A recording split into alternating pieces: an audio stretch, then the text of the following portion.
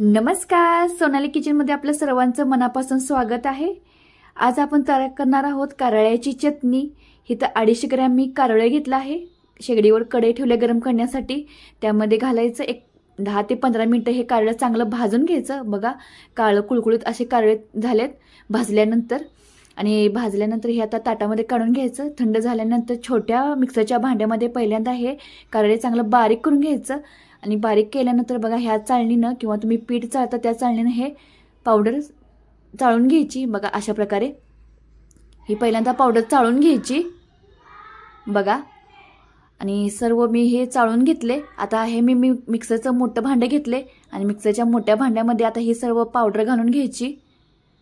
आता त्यामध्ये घालायचं घरगुती लाल तिखट। तुम्ही भगवतीचा सुद्धा वापर करू शकता, पण घरगुती लाल तिखटामुळे चटणीला चांगली चव येते। त्यामध्ये घातले मीठ, हळद आणि लसूण हे घालून आता चांगले मिक्सरला बारीक करून घ्यायचं।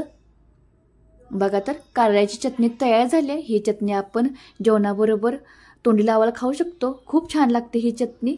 कशी वाटली नक्की मला रेसिपी कमेंट करून सांगा आणि असंच आपलं चॅनल पाहत राहा।